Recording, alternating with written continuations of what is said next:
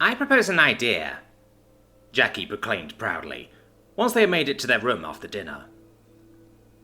Tom merely gulped a little as he tried to work out what she might have come up with, after having had a day to work out what to do with all her newfound money. At dinner they had learned that Sav and Fengi had come down with a case of charity. Tom certainly couldn't blame them. They had both come from not-so-nice backgrounds.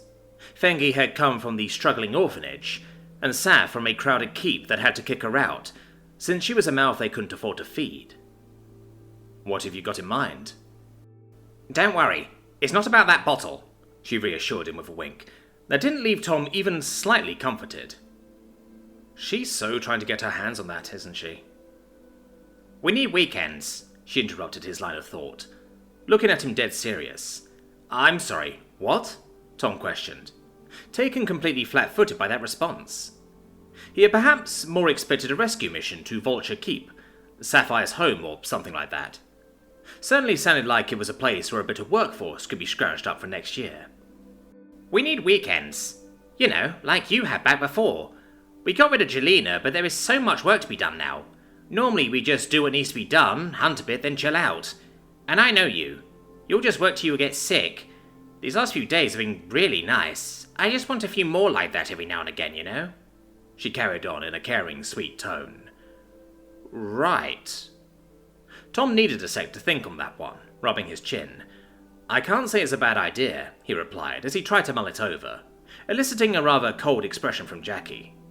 They had so fucking much to do, though, but that probably just meant she was right, after all. He could only imagine the grumbling in the workshop if days off took priority over the more interesting projects, though. "Of course it's not. I just stole that stuff Saf came up with way back, remember? The day at the lake and all that. Okay, maybe not weekends, but at least a day off or something," she bargained, getting a little agitated. "Hey now, it's a good idea. I just need to work out what to do about Adita and Tink and all that lot. I bet you they would spend the weekends doing wacky shit I should probably be around for." "Ugh," Jackie protested, letting herself flop over backward onto the bed. "Can't you just let them? What's the worst that could happen? Adita sounds like she'll ask you about everything anyway." "I mean, maybe. She might know more than me in a lot of this, actually," Tom sighed reluctantly. A statement he felt might be a substantial understatement. "And you want her to teach you, right?" "Maybe," Tom admitted. "I mean, come on. I don't think I have any of my own magic, at least not anything I want to touch if it has to do with that mind-reading stuff. And I've just not had the time to do much with it at all. I want to fuck around with it a bit." "Fine," Jackie grumbled, clearly not happy. 2 days off then, every week. And in exchange for me getting more time off, you promise you don't spend all of it down there," she carried on, lifting her head to look at him, a smile growing on her face once more. "And when you do make cool shit, I'm going too." "Yes, ma'am," Tom snickered in reply, shaking his head a little. "What about Dakota? Pretty sure she might have something to say." "With the amount of money we made, we deserve time off. We worked our asses off for this. It's only fair." "Can't argue with you there. When is the first day off, then?" "I don't know. Ask Dakota. Maybe she'll ponder that one rather than if we should have them. Oh, she is so going to make us train and stuff for those days, isn't she?" "That would sound like her, yeah. Also, tomorrow morning, bright and early, we're going running. You know the whole morning routine like we used to." Jackie rolled around in the bed to lay on her chest, looking at him, head resting on one hand. "You're kidding, right?"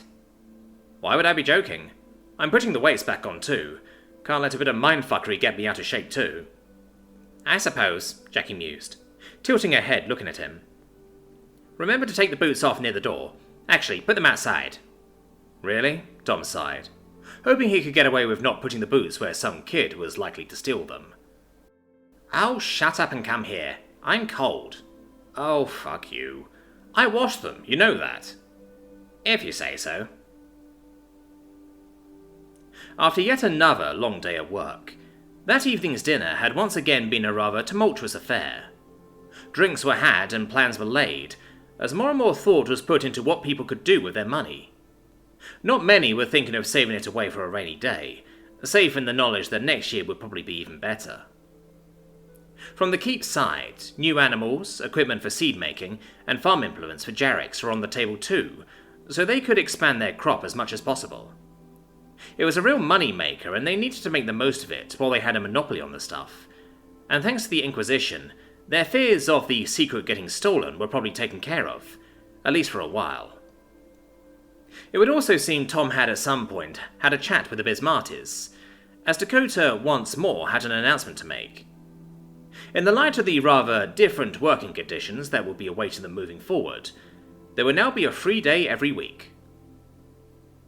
Pauline didn't look pleased with the slowdown that would probably cause, but the rules were pretty clear on how she was supposed to behave at the moment. If Saf was being totally honest, she could live with a slight pay cut if she ended up with 4 days off like that. What would she even do with all that free time? She should definitely buy some more books or something. Dakota would definitely try to take them training, since that had fallen by the wayside. The news was received with enthusiasm, as was only right. In the old days, time off came when there wasn't much to do, and the hunting parties were resting or grounded due to bad weather.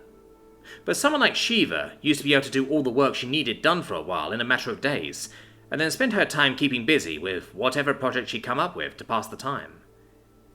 Maybe I should get back into sewing. I still don't know what Jackie wanted that spare leather for, but it had to be for Tom somehow. As the food was cleared away, it seemed that she wasn't the only one who was thinking of clothes. Much to her delight, Ray, Essie and Fengi started talking about what kind of stuff they could get and for how much. They had even managed to recruit Lincosta for a bit of insider knowledge on what was in fashion in the capital, and what things cost there. The young mage hadn't been much help with that, since the best she could come up with was dresses, I think, and a couple of gold, probably. But she could draw, and she had both paper and pencils, so they had gone to work sketching out what they might want. Saf had gotten curious and taken a seat next to Ray to watch along. She wouldn't mind a dress either.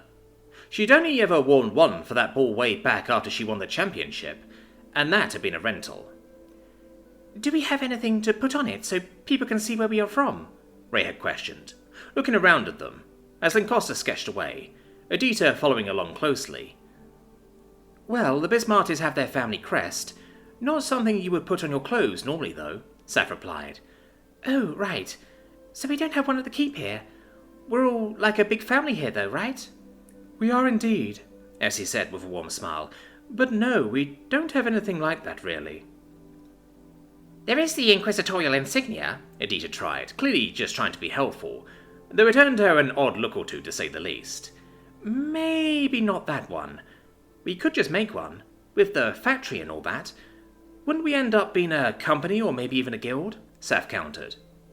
A few of the others starting to ponder that on. Does that mean we get to design our own coat of arms or something? Ray let out, sounding like she quite liked the idea, really. Tom Industries, Fengi chuckled, looking to Lincosta, who was clearly trying to work out just what was actually going to happen if they did make a company. I think you are right, actually. Unless we want the factory to be just under my family, it is our keep, but, well, Tom certainly had a part in it. So does the Inquisition now, like it or not. I guess you need to adopt him then, Fengi joked. Lincosta looking a little worried, and Saf trying not to chuckle. Oh, Shiva would kill the Nook if she did that. Hey is better than having to go at marrying him. Then Jackie will kill you, Saf chuckled, having a quick look around to see if Jackie was anywhere to be seen. Thankfully, her search came up empty. Lincosta just cleared her throat a little, going to scratch the back of her head. Yeah, that would be bad. But hey, think of the names, Fengi snickered, standing up on the bench and putting a foot on the table. Hello everyone, welcome to Bizlong Bits and Bobs. If nobody else can make it, we can. Pleased to meet you, Fengi parroted, reaching her hand out to Essie across the table. Essie played along, taking it and giving it a shake. Hello, yes, I would like a warm bath, a dragon-killing thingy, and some candy, please. Now, don't be ridiculous, we don't do bathtubs here, Fengi countered. But we can get you some strange bubbling ale if you desire. Hey, that shit tasted quite good. You're not selling off the bubble beer, Saf snickered, keeping an eye on Ray, who was just watching, but with a happy smile on her face. Not even in exchange for cider, good ma'am. I know a place we could get some good cider, if it's still around, Ray broke in, all heads turning to her. It's a little shop next to my brother's shop. Always had great treats and drinks. It was a bit expensive, but, well, what sweet things aren't? She chuckled a little nervously, looking around at all of them and getting a little smaller. Sounds great to me. I've only ever gotten cider from a bar before. What's it called? Saf questioned. Oh, well, it is a bar too, but they sell bottles as well. The owner is from Not Keep. They have a lot of huge orchards, apparently. They make all sorts of ciders and wines. The bar is also just called Pernod. It's quite nice, really. Sounds like an expensive place, Fengi let out with a bit of apprehension. Well, we're rich now, so why not? Ray, what would, say, a bottle cost? It's been a while, Ray responded cautiously. Can't be more than a few silver, I think. Maybe a gold at a stretch, Essie added in. My sister got me a pair last year for winter. I think they might have cost 3 silver each. Sounds about right. It's the liquor stuff that's really expensive. Cider ain't that bad. A mug of it is often around a silver from what I've had. Saf added in with a nod. Maybe a small keg would be better value, though. We could pitch in and get a big one, Fengi suggested. Saf, thinking on it for a second. Jackie and Shiva would just get all of it. Yeah, you're right. You could do little kegs, around this big, Ray added, helpfully gesturing for a keg that looked maybe around 5 to 10 litres. I know they had those. They sold them to bars and such. At least those that didn't want the big casks. Makes sense. So what would that be? Around a gold? Something like that, yeah. Maybe your trader friend can haggle a bit on it. Maybe. Well, I'm having one, that's for sure, Seth declared, treasuring the widening of the smile on Ray's face. Me too, I would like one as well, Fengi and Essie added in, Lincosta nodding her assent too. Sounds quite nice. We should probably let the others know as well. I can ask them, Ray offered cautiously, but still smiling wide. I wouldn't mind getting a bit from there too. Then it's settled. We're going to drink that place dry. Saf chuckled warmly, looking to Adita. What about you, Adita? You want in? The artificer had fallen back to just watching them, as Lincosta had finished her sketching work, seemingly not actually paying that much attention, as she snapped to after hearing her name. Oh, I don't know. I've never actually bought anything before, or really drunk much. I was given a bit of money, though. You've never been drunk before? Fengi questioned rather sceptically, looking at the artificer. No, really. I had some ale before at a meeting with some important guy. It tasted odd. One often needs to grow accustomed to the taste, Saf granted, rocking side to side a bit. It can be real nice, though. Especially if you get enough of it, Fengi sniggered. And one thing is for sure, Tom loves the stuff. He does? Oh dear. Sure. He even outdrank Shiva way back when he first got here, not to mention Jackie. Ow! I'll have to give it a go then, the artificer responded with a proud-looking smile. And there it is. Things had gotten off to a rather late start the following day, as they received a visit from a small blue flyer in the shape of a rather insistent little songbird. It had been noticed by Heron up in the guard tower, though there was widespread agreement that it was a bit more likely he had been woken up by the thing, pecking him on the forehead, since he hadn't actually come down to wake up Unkai when he was supposed to that morning. That lack of a wake-up call had led to a rather late breakfast, which meant everyone knew who had probably been snoozing. Again. That wasn't really Tom's concern, though. That was Rachuk's department. That, and he didn't want anyone asking why he hadn't woken up Unkai, or maybe Wipurna and Raouf, who were on kitchen duty. The answer to that question was that he had been fucking around with Adita's special glasses and the magic glow thingy. He could only get a lens over one eye at a time, but it did seem to work well enough for him. The results were almost like watching an augmented reality overlay of the flow of energy. It was all very intricate and colourful, and he had no idea what it all meant, but it was fascinating to play with. Lenses could be flicked up and down to change the colours or hide certain parts. One would light up the runes in bright white if it was down, which really made reading the tiny script much easier. The magnification lenses did fuck up focus rather badly for him, so he refrained from using those. He had actually asked permission to examine them, and Adita hadn't even hesitated in saying yes. That being said, these things looked very expensive, so he was being extremely careful. They were just so cool, though, and the craftsmanship. All polished hand-fitted brass, every joint and fixture working so smoothly and perfectly. Probably magically fitted, actually, now he came to think of it. He had been so enamoured that he had completely forgotten about the promise of a morning workout, but the steady rumble of Jackie snoring was a good enough excuse to maybe let that slide for today. Not like that would ever become a habit. He was rather startled when there was a loud knock at the door. Wiperna loudly announced food was ready, before going to the next door and doing the same thing. Tom blamed the earbuds that he had in at the time. He was trying to see if the glasses could see electricity, which sadly didn't seem to be the case. At the rather late breakfast, the plan for the day was discussed. Tom had been wondering if maybe he should be bringing out the quad bike for this, but it seemed not. A drill would be made to pull her weight as thoroughly as could be managed. There had been some back and forth discussion on if a drill was ready to fly out to said forest, but in the end that had also been decided against. They might be able to push the dragon as hard as they wanted, at least in theory, though Fengi might have something to say about it. But even so, having something snap and send her plummeting from the sky didn't seem worth it, even if she would probably survive if she stayed low. So a drill had been sent lumbering out ahead as soon as they had her rigged up and loaded down with everything they wanted. A party would head out soon thereafter to go start cutting and trimming, getting the logs ready for departure. It would take the dragon the better part of the day to get there at walking speed, so there was a good chance they would all be done long before she got there. The party had ended up quite considerable. All the Huntresses were going, as well as Collinger, obviously. Shiva, Anchor, and even Lancaster were coming, since she wanted to see what Celestine might have done to the trees they would be cutting down. The dilemma Tom had been facing was how to get there. He wasn't overly fond of the idea of going with a drill together with Fengi and Saf, since, well, the dragon was an arsehole, and it was a very long walk.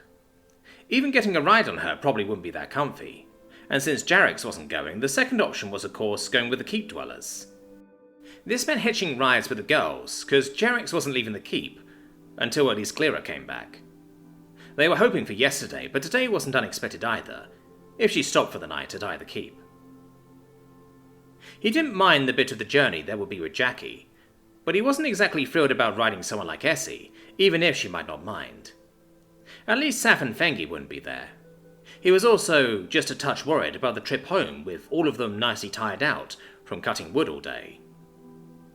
So when he and Jackie once more found themselves back in the bedroom, with Jackie busy gearing up, Tom just sat on the bed still toying with the goggles, before deciding to put them on as best he could, and start flicking through the lenses while looking at her. "Like what you were seeing?" Jackie questioned, clearly noticing but not turning to acknowledge him, as she fiddled with her greaves, leaning over forwards.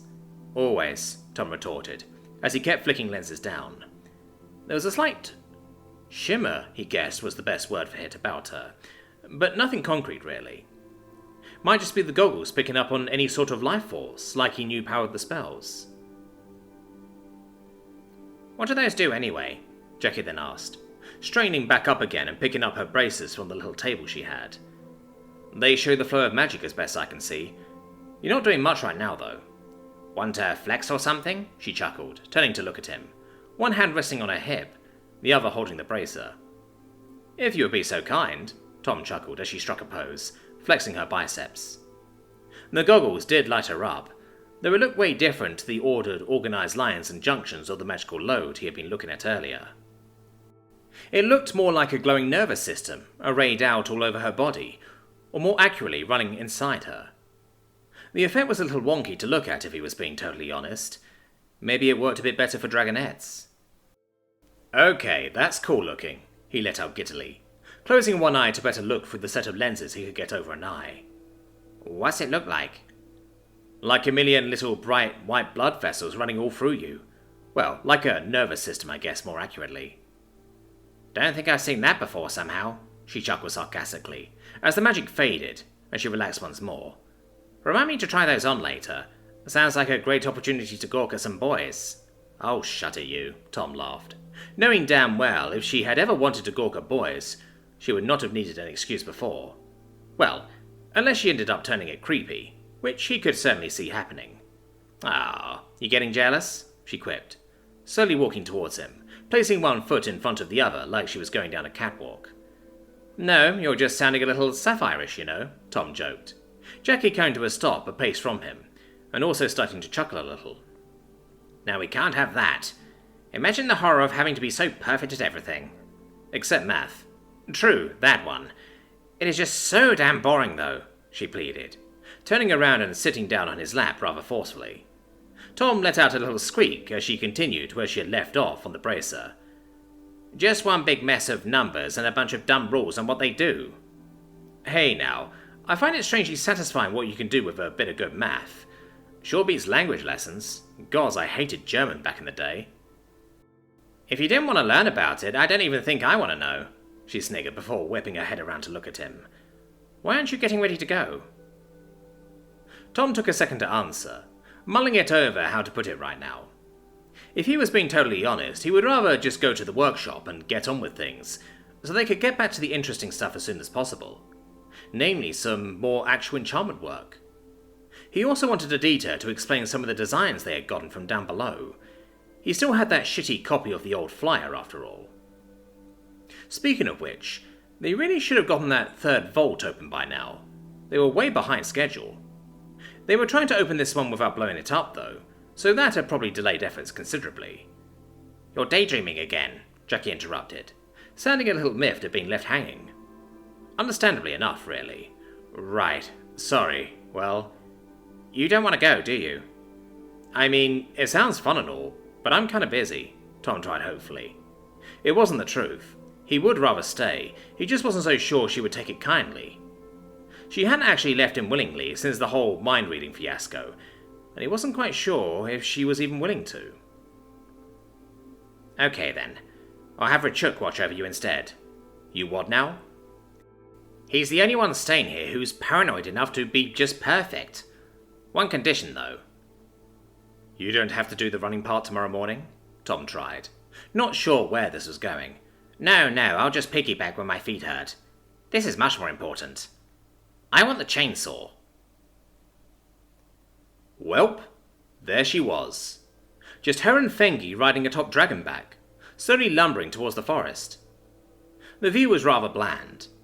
The rolling grassy hills had lost their green splendour ever so slowly, and with an overcast sky, things really were looking rather gloomy. It was fairly windy too, which really didn't help matters either. Worst, in Saf's mind, had to be the darker-looking clouds on the horizon. If it rained, this would turn into a truly shitty job. She just wrapped the fur she and Fengi had brought a little closer. Wolf fur was nice and warm, even if she only had part of one with her today. It was still more than enough to wrap up in. It would keep her dry too, at least for a while if it came to that. Someone had to stay with Fengi, but there hadn't exactly been an overabundance of volunteers. Saf was really cursing the fact that Unkai seemingly hadn't even tried to get cleared to go along. Instead, he was the one tending to the Nook today, with so many other people out and about. I mean, come on. Surely a puma could have managed. Not like she needs to do much aside from just rest. Gosh fucking damn it.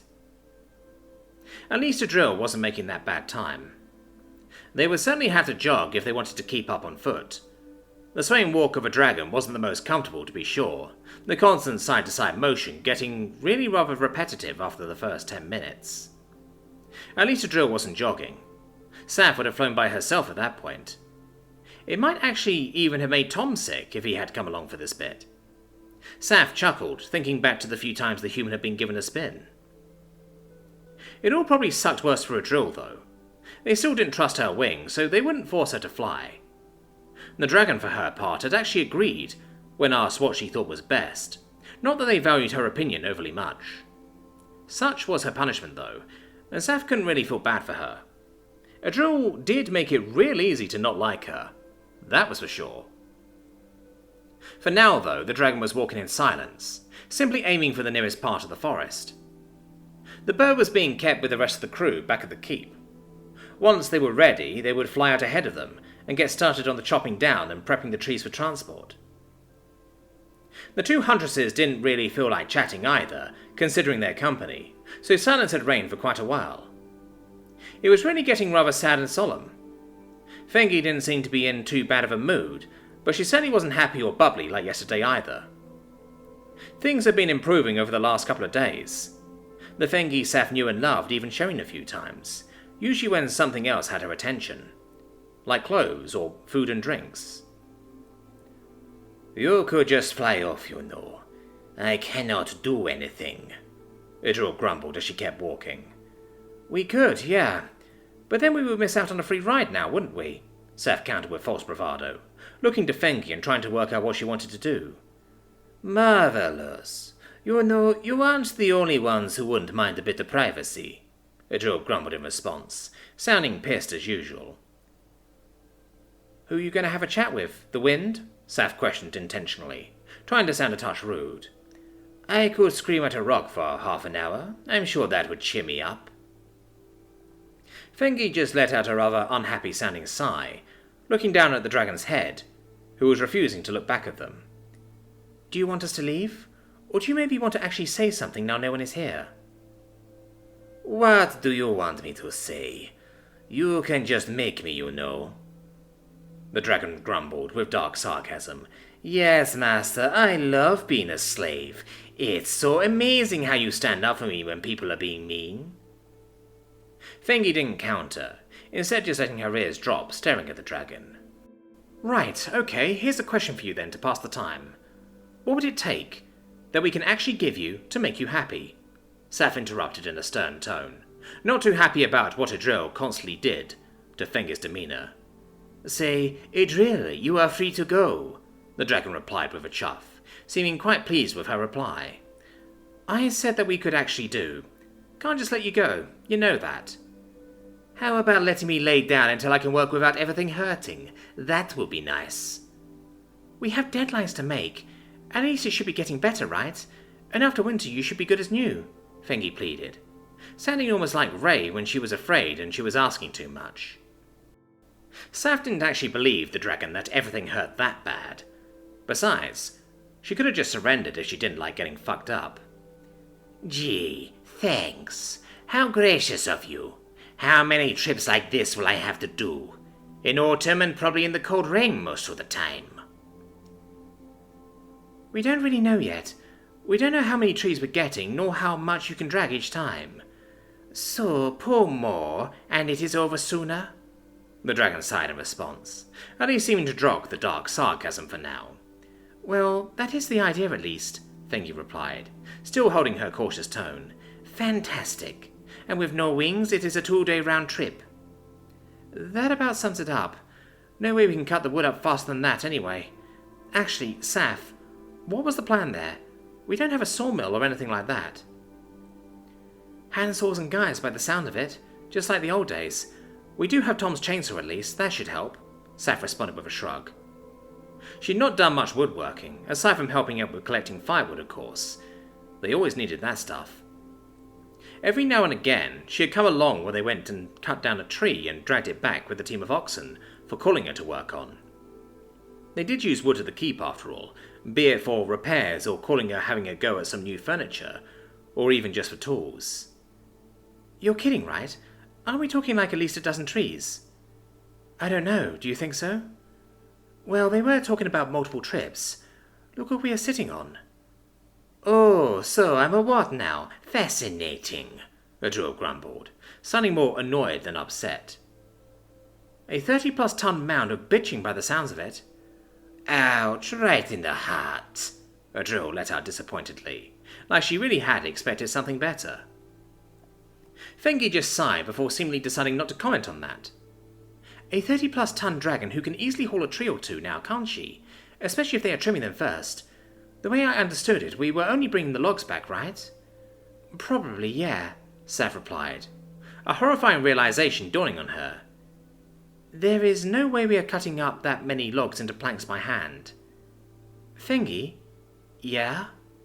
Remind me to poke Tom about making that problem go away somehow, even if I have to owe him enough favours to make Jackie jealous. Hey, if you are taking the fall, I'm all for it, Fengi sniggered, seeming rather overwhelmed by trying to work out just how much work they were talking.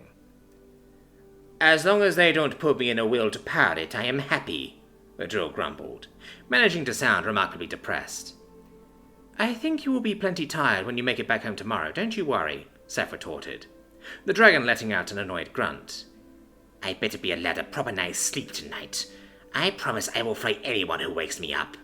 No, you won't, Saf just stated matter-of-factly, shifting around on the dragon's back a bit, trying to get more comfortable. I don't think anyone will be staying the night aside from us, really. It shouldn't be a problem, right, Saf? Fengi added, looking at Sav rather pointedly as she found a nice spike to lean against that wouldn't poke her. It fitted rather nicely between her wing shoulders, really, even if she was lacking a headrest. Right, fair enough, yeah. If anything wakes her up in the night, it probably should die, all things considered, as long as it's not me or you. Don't want to be taken in the night by a wolf or something, am I right? You wouldn't let that happen now, would you? Saf asked rather sarcastically, leaning to the side a bit and trying to see Adrul's head without success. Of course not. I would encourage it, the dragon retorted dryly. At a girl, Saf just joked, knowing full well that Fengi would see to that. Saf, please, Fengi pleaded, looking rather miserable. Could we at least try to be nice to each other? Maybe just a little bit? You're saying that to me? She's the one that just admitted she wants us dead, Saf protested. She could understand Fengi wanted to make some progress, but come on. Fine. It was an okay joke at least. Oh, I wasn't joking, Adrul added, to Fengi's evident annoyance as she too turned her gaze towards where the dragon's head would be, if she wasn't hanging it low like she was walking home in defeat. Adrul, you have to defend us against any threat encountered until we are back at the keep, understand? Of course I do. I have to. Why am I surprised the pair of Huntresses can't even fend for themselves out here? The dragon complained, clearly not impressed with the choice of tactics. You do know we are only down here because you can't fly yet, and we aren't leaving you unsupervised either. You don't say.